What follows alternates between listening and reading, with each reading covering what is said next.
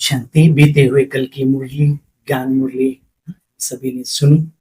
बाबा ने कहा बच्चे, जितना जितना बच्चे बाप को प्यार से याद करते हैं, विकर्म भी विनाश होते हैं, चरित्रवान भी बनते हैं, हाँ, और भविष्य भी जमा होता है। लेकिन शर्त है, याद में प्यार जरूरी है प्रभु का।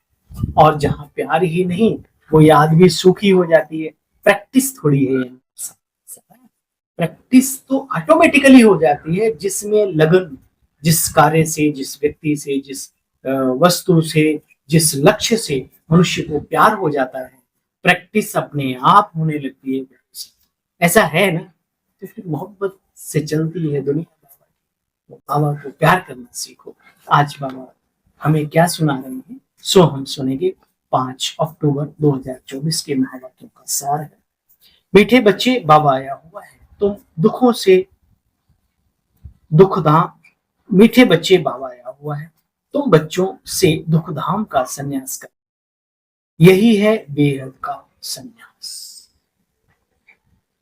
उन सन्यासियों के संन्यास में और तुम्हारे संन्यास में बच्चे मुख्य अंतर क्या है? सांसारिक सन्यासी, सूफी, संत, महात्मा, ऋषि जन, मुनि जन, और ये जो बाबा अभी हमें संन्यास सिखा रहे हैं, इनमें क्या अंतर है? बाबा कहते हैं बच्चे, वे संत, महात्मा, ऋषि, मुनि जन जो हैं, वो घर परिवार छोड़कर चले जाते हैं, लेकिन तुम बच्चे घर गृहस्थ में रहते हुए, अपने सारे कर्तव्यों का निर्वहन करते हुए, सभी की सेवा करते हुए अपने लक्ष्य तक पहुंचते हो। घर परिवार छोड़कर जंगल में नहीं जाते हो, घर में रहते हुए सारी दुनिया को कांटों का जंगल समझते हो। तुम बुद्धि से सारी दुनिया का संन्यास करते हो, दुनिया को नहीं छोड़ते, बुद्धि से बुराइयों को त्यागते। और सच तो ये है, अगर बुद्धि अच्छी है, वैरागी है, तो कोई राग आपको लिपट नहीं सकता। आप चाहे जहां रहे, चंदन विश्व व्यापत नहीं, लपटेगा भुजंग, योगी बड़े परमार्थी, शीतल जिनके अंग, तपत बुझाए और उनकी दे दे अपना संग। है ना, समाज में रहना है, समाज की सेवा करनी है, तो यहाँ ही रह के करनी पड़ेगी ना। इसी दुनिया को बदलना है तो छोड़ के भागेंगे तो कैसे बदल पाएंगे? तो ये बाबा सिखाता है बेहद का संन्यास। तो बेहद के सन्यासियों, नमन। चलते हैं आगे। ओम शांति। रूहानी बाप बैठ रूहानी बच्चों रोज रोज समझाते। क्यों समझाते हैं बच्चे? क्योंकि रूहानी बच्चे बेसमझ हो गए हैं। सुना क्यों बाबा को रोज रोज समझाना पड़ता है? क्योंकि बाबा कहते हैं ये हमारे मीठे मीठे रूहानी बच्चे बेसमझ हो गए। मन महसूस होता है कि बाबा के बनने से पहले कितने बेसमझ थे और अभी धीरे धीरे समझदार बनने में लगे हुए हैं। तो अब बच्चों को क्या करना है? पहले पहले शांति धाम जाना है, इसलिए बाप को याद करना है बच्चे, तभी तमो प्रधान से सतो प्रधान बन सकेंगे। इसमें टाइम उतना ही लगता है। क्या कहा बाबा ने? इसमें टाइम उतना ही लगता है जितना टाइम बाप यहाँ रहते हैं। वह गोल्डन एज में पार्ट लेते नहीं। शिव बाबा सतवीं दुनिया में, गोल्डन एज दुनिया में आते नहीं। तो आत्मा को जब शरीर मिलता है तब कहा जाता है गोल्डन एज। इन बातों को तुम बेहद के सन्यासी बच्चे अच्छी तरह से जानते हो, तो दूसरों को बताते भी हो। ये राज कल्प वृक्ष का भी बैठ बाप बच्चों को समझाते हैं। बच्चे, ये चैतन्य कल्प वृक्ष है। तुम आत्मा हो, परंतु तुमको ज्ञान सागर, सुख का सागर, शांति का सागर नहीं कहा जाता। यह महिमा एक शिव बाबा की है, उस निराकार दिव्य ज्योति पुंज स्वरूप परमात्मा की। सतयुग में बच्चे याद करने की दरकार नहीं है। अभी बाप को याद करो, अपने को आत्मा समझो, देही अभिमानी बनो। आत्मा की भी बच्चे पहचान होती है। वो तो सिर्फ कहते रहते हैं। भ्रकुटी के बीच में चमकता है एक अजब और गजब सितारा। अजब माना अजीबो गरीब, मतलब दिखाई न देने वाला है, स्टार, एनर्जी, एनर्जिकल पॉइंट, जिसको रूह भी कहते हैं।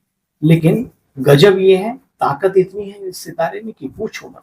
संसार के जितने भी घटनाक्रम देख रहे हो आप, बड़ी बड़ी चीजों का निर्माण हुआ है, चाहे उड़ने वाली, चाहे डूबने वाली, जो कुछ भी, ये सब हम आत्माओं का कमाल है ना बंडल? आत्मा वंडरफुल है, पावरफुल भी है। अच्छा देखो बच्चे, आत्मा का तो कब विनाश होता नहीं, शरीर विनाश को पाता है। तो बच्चे आत्म अभिमानी बनना चाहिए ना।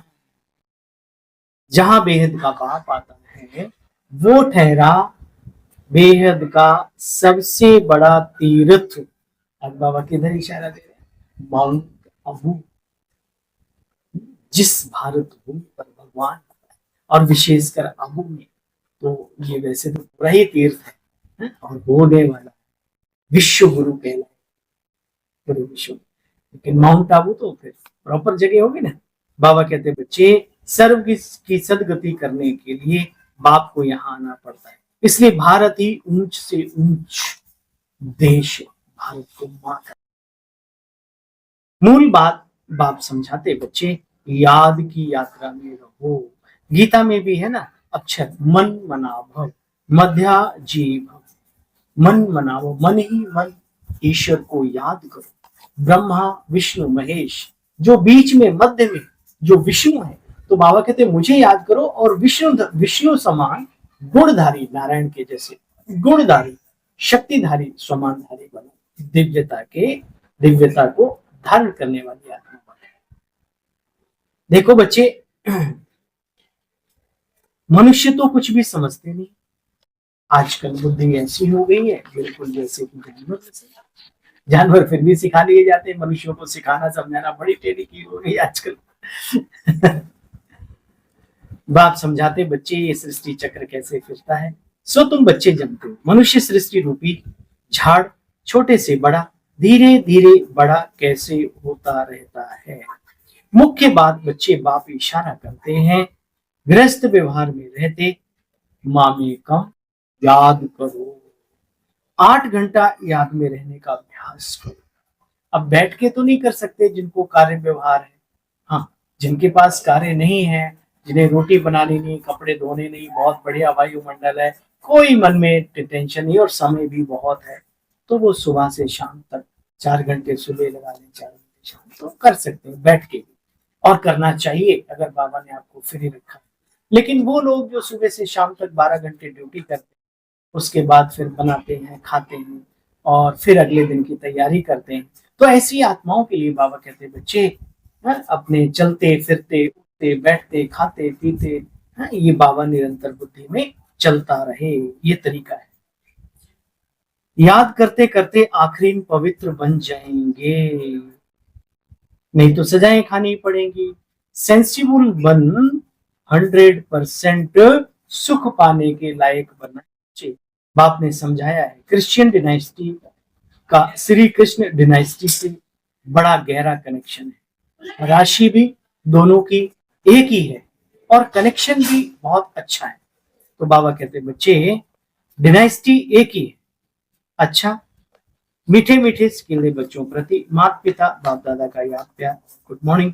रूहानी बाप की रूहानी बच्चों को नमस्ते। सब रूहानी बच्चों के को भी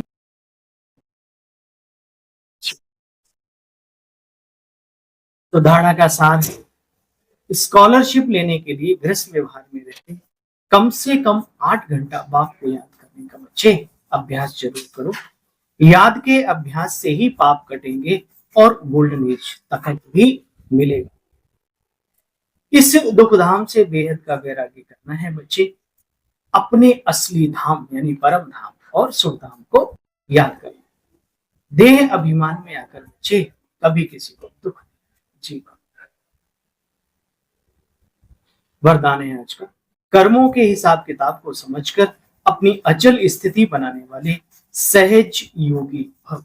बाबा कहते चलते चलते अगर कोई कर्मों का हिसाब किताब सामने आता है तो उसमें मन हिलाओ नहीं, स्थिति को ऊपर नीचे नहीं करो। चलो आ गया, परख लिया, दूर से समाप्त कर दो। बच्चे युद्ध नहीं करो, सर्वशक्तिमान भगवान साथ है, तो बच्चे माया कभी हिला नहीं सकते। जी बाबा, सिर्फ निश्चय के फाउंडेशन को प्रैक्टिकल में लाओ। और समय पर यूज करो तो सहज योगी बन जाएगी। अब समय की पुकार है, सब भी समझ रहे हैं इस बात को। निरंतर पूरे विश्व में कहीं न कहीं हलचल बड़ी वाली हो ही रही है लगातार।